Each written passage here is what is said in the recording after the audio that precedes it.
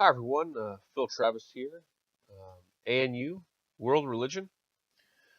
This week I wanted to do a little recorded presentation on some of the basics of early basic religions.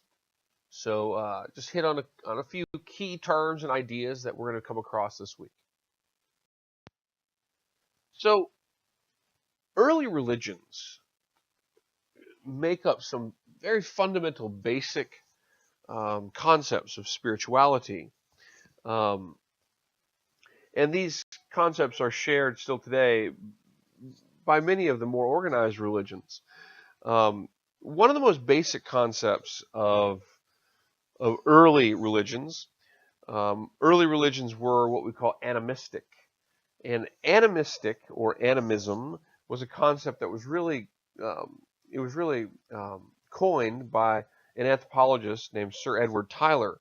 And Sir Edward Tyler came up with the idea that early religious groups, basic religions, if you will, were not only often polytheistic. Remember, polytheistic versus monotheistic. Polytheistic means many gods. Monotheistic means one God, right? But animism is further the concept that all of existence is made up of spirits or souls, and that these spirits and souls reside throughout nature, that spirits embody everything and they interact with the living world. This is a very fundamental concept of early religions, and it's a concept that in various ways modern religions share in one way or another. So, because religion was about, or at the heart of these early religions was about this idea that spirits embodied every part of the natural world. Because of this, early religions, as they developed, put a great deal of emphasis on the things that they did on interacting positively with these spirits.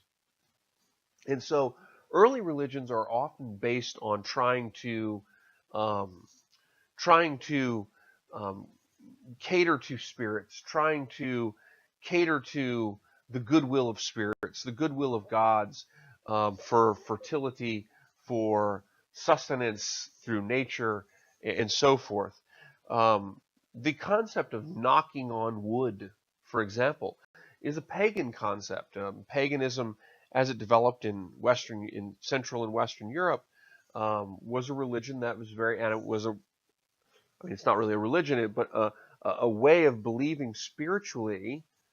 Paganism is a religion, but I'm saying as it developed at an early phase, it was just a way of understanding the world spiritually rather than a central organized religion.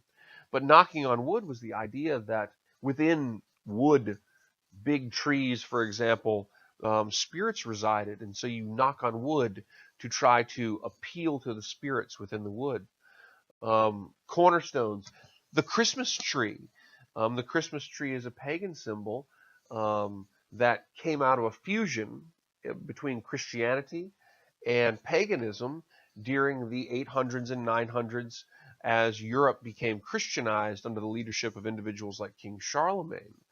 As Europe became Christianized, Germanic tribes that were pagan in nature um, were converted to Christianity, but they held on to many of their beliefs, and one of these was the idea of celebrating the natural world because of the spirits that existed within it. And so the Yule log, the Christmas tree, were all evidence of this kind of worship of the, if you will, of the spirits that resided in the natural environment.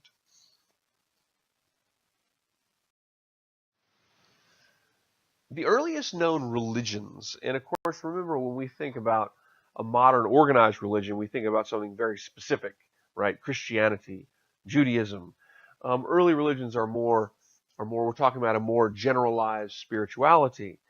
But the earliest development of religion occurred probably around about 125,000 years ago with the development of hominids. The step right before in human evolution, the step right before the status of us now, which we are Homo sapien, we are Cro-Magnon. Well, our ancestors are groups like the Neanderthal, and Neanderthal lived throughout Europe, Middle East, and the Asia, and in Asia, places like Turkey, for example.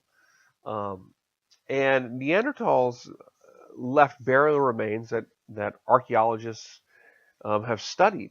And of course, remember, basic religions, we don't have any written documentation, and so we have to rely on archaeology, which is using artifacts to piece together an understanding of the historical past. We also use anthropology in some cases, in which we live with native groups who still practice many of their very, very early and ancient religious practices.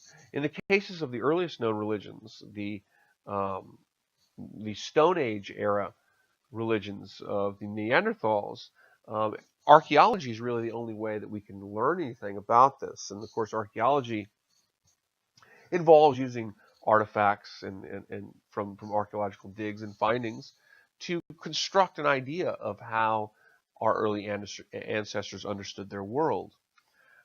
In these pictures that you see, the picture that's closest to the edge of your screen is a Venus figurine. And Venus figurines, if you look at it, this is a female. It's a female figure, and the reproductive um, portions of the individual are very exaggerated. And Venus figurines are considered to, and they've been found throughout the world. Many, many, many of them. They're not big; they're small, but they are considered to be evidence of the development of fertility, or a focus on fertility in early religions. Also, cave paintings. Cave paintings were not just nice drawings on the wall. Cave paintings were often done by early religious groups to influence the hunt by appealing to spirits and um, to the hunted beast, so that they may gain good favor of in the hunt.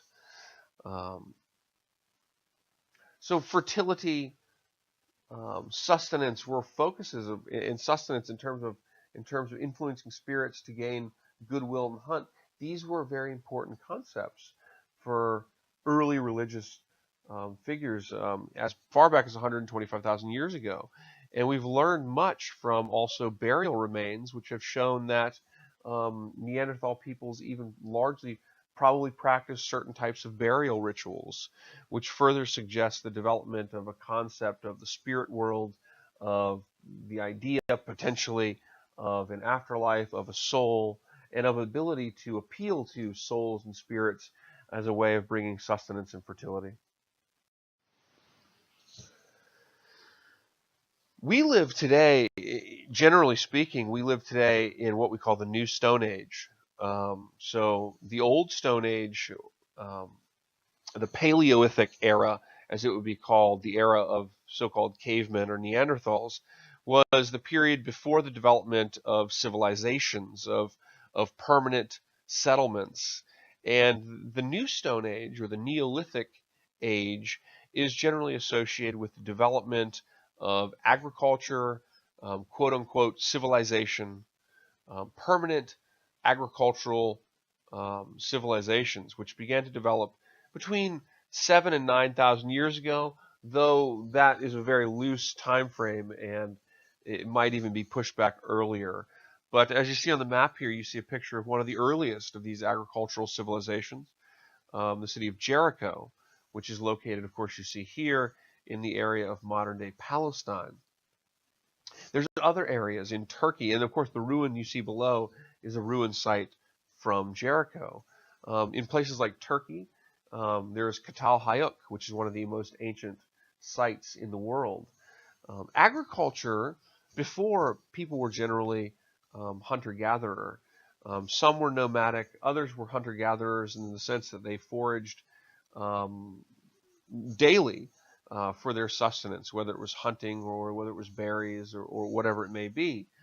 Agriculture led to the ability of people to stockpile food stores and create permanent civilizations, permanent cities um, in which people lived and ultimately formed laws and formed governments and traded and so forth.